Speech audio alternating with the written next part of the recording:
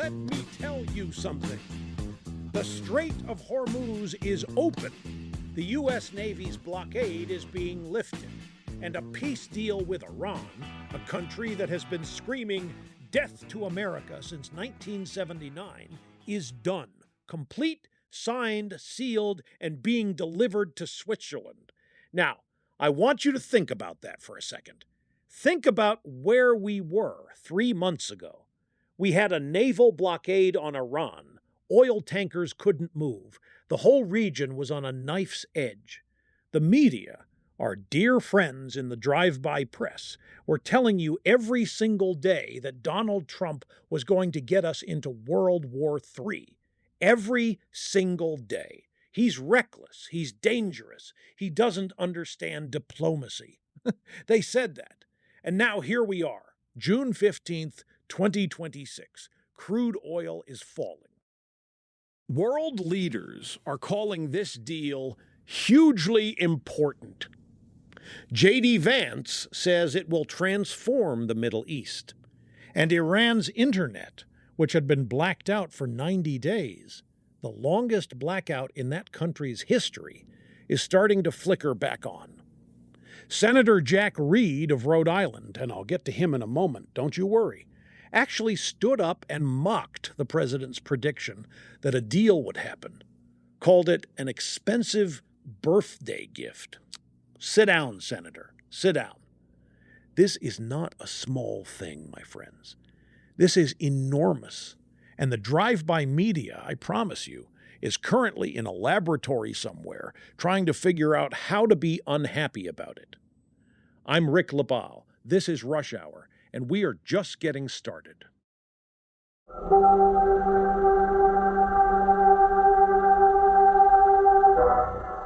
My friends, greetings to you, music lovers, thrill seekers, and conversationalists all across the fruited plain.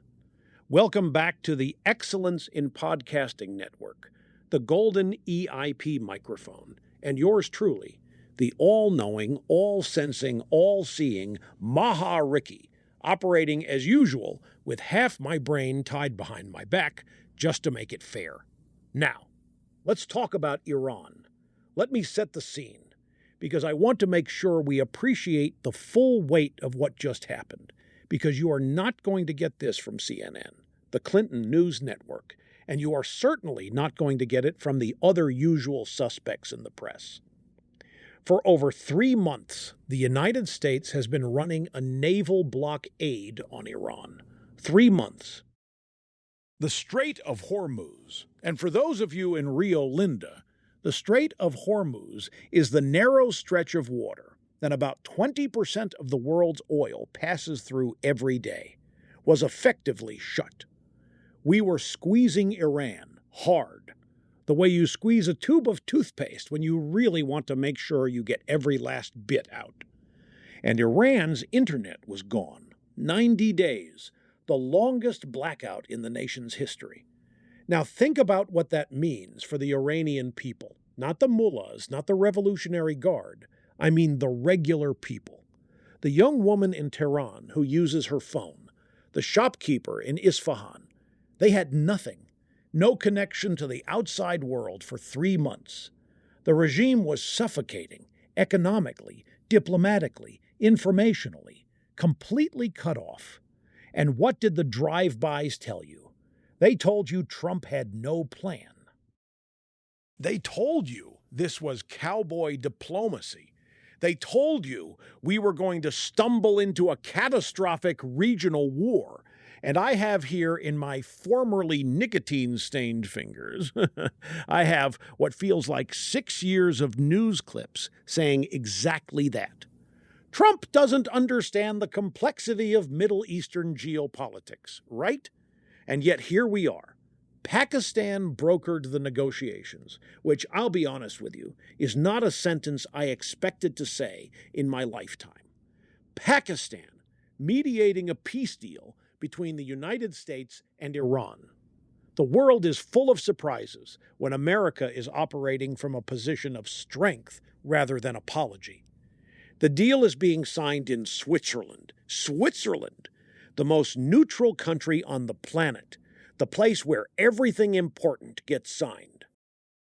And Trump, who spent his entire first term being told by the foreign policy establishment that he was going to destroy America's standing in the world, that man is going to put his name on a document in Switzerland that ends, or at least dramatically de-escalates, one of the most dangerous standoffs we've seen in decades. J.D. Vance, and I have a lot of time for our vice president, who is a sharp man, said this deal will transform the Middle East and will ensure that Iran will never have a nuclear weapon. Now, never is a strong word. Politicians use it, and then they cross their fingers. I am not naive. We're going to watch this. We're going to verify it. But even the framework of that commitment, getting Iran to the table at all in this posture, that is a significant achievement. And oil prices. Brent crude fell to its lowest point since March 5th, the moment the announcement hit. You know what that means? That means cheaper gas. That means lower prices on everything that gets shipped, which is everything. That is a tangible, immediate, real-world result that every American who drives a car or buys groceries, which is all of us, is going to feel. Now, let me talk about the critics, because there are critics, and some of them are raising interesting points. The National Review crowd, and I say this with affection because I have known these people for years, they're worried about the Iranian people. And look, I understand the concern. The deal, as it currently stands, is somewhat ambiguous on what it means for the ordinary Iranians who have been suffering under the mullahs. There's a fair argument that we've cut a deal with the regime without demanding enough in the way of human rights concessions. The internet may flicker back on, but the same regime that shut it off is still in charge. That's worth watching. That's worth talking about. I'm not going to pretend it isn't. But here's what I know. Here is what I know with the certainty that comes from decades behind this microphone, studying these patterns, watching these administrations come and go.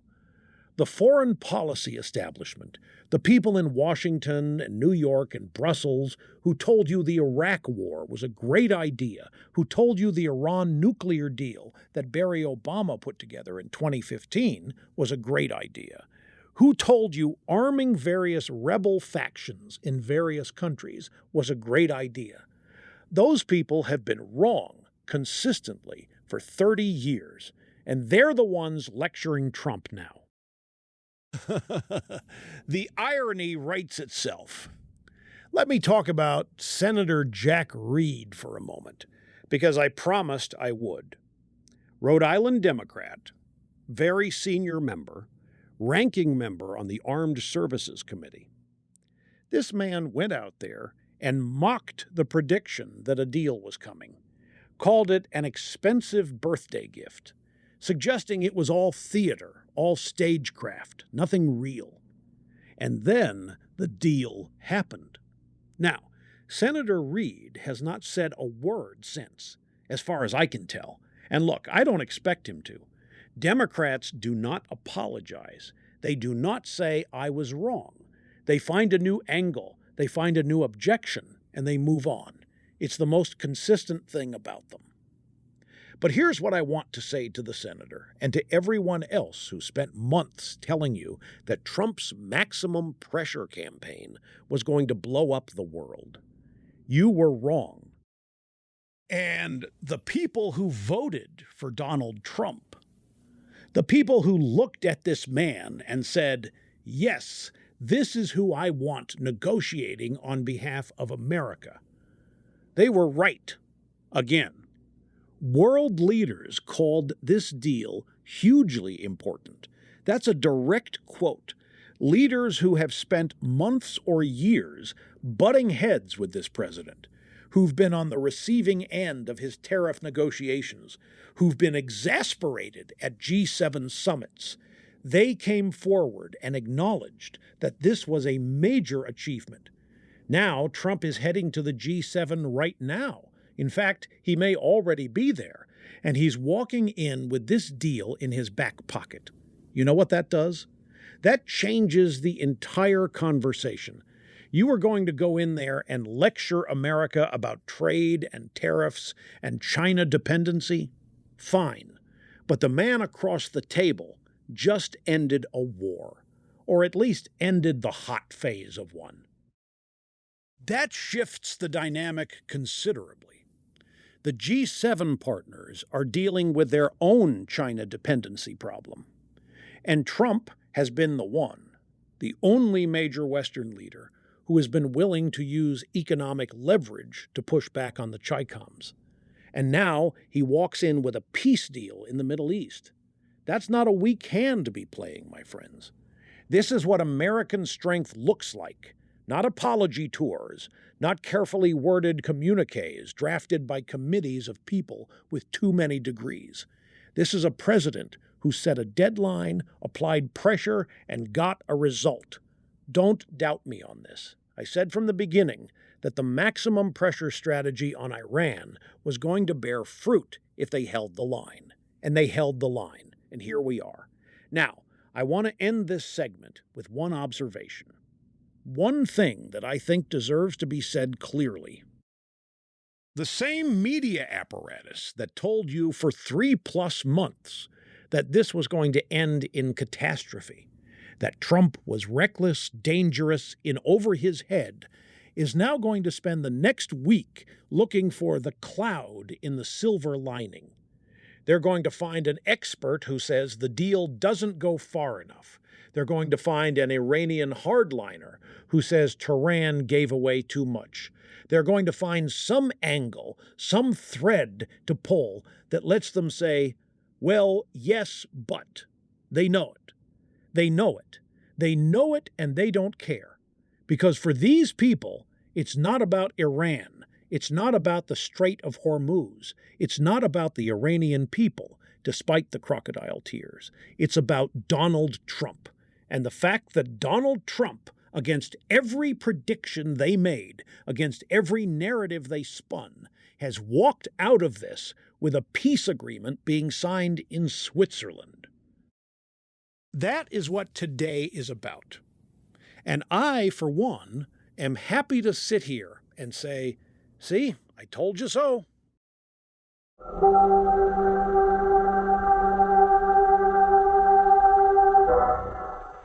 All right, my friends, let's do the roundup, because the world does not stop generating material even when we're busy watching history get made in the Strait of Hormuz. First up, illegal immigrants, and I want to be precise here, not undocumented, not newcomers, not asylum-seeking migrants, illegal immigrants, have filed more federal lawsuits over the past year than any period in American history.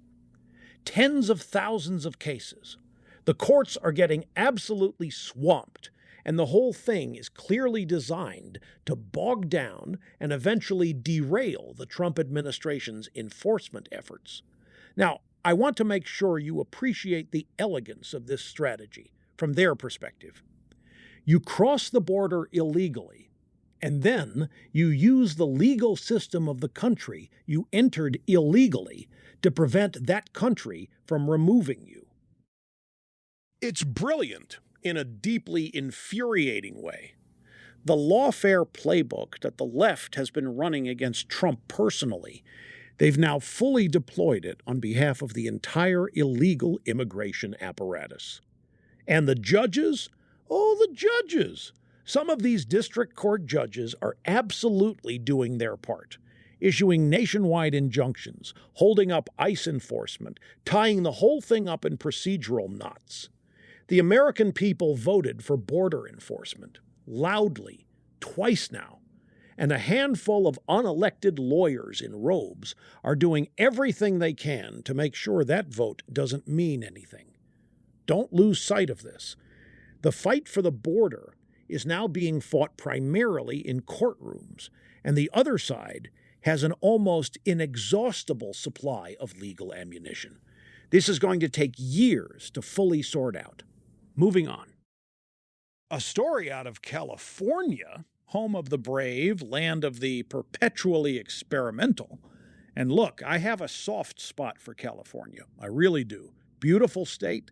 I've spent time there. Lovely people. But the political class in Sacramento has completely lost its mind. And the latest exhibit is a new bill that would allow people to sue therapists for what they call conversion therapy. And the bill's language is, I'm going to try to get through this. The bill's language defines telling a child that they may not have been born in the wrong body as psychological torture. So if a therapist sits down with a confused kid and says, let's explore this, let's slow down, let's think it through, that is now potentially a malpractice lawsuit waiting to happen. You can be dragged into court for counseling a child toward caution. Think about that. In California, it is legally safer to affirm an 8-year-old's gender confusion than to ask a few questions about it. The inmates are running the asylum. And by the way, for anyone who thinks California is an outlier, California is where the rest of the left is going. It always is. What Sacramento legislates today, the rest of the blue states are doing in 3 years. Consider yourselves warned. And finally, a quick one because it deserves a mention. Senator Mitch McConnell, the turtle, is in the hospital, 84 years old. The reason for the hospitalization hasn't been disclosed. His office says he's receiving excellent care. Look, I've had my disagreements with Mitch McConnell over the years. The man drove me absolutely crazy at various points, as he did most conservatives. But he is a human being. He is 84 years old. And whatever you think of his politics or his tenure, you wish him well. You do. That's what decent people do. So we wish him well, and we hope he's back on his feet soon.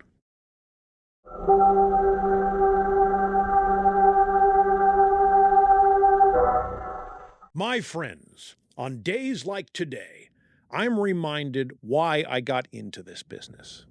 And I know, I've been told I should be more modest. I've been working on it. I haven't made a lot of progress, but I've been working on it. Here's the takeaway from today, and I mean this sincerely.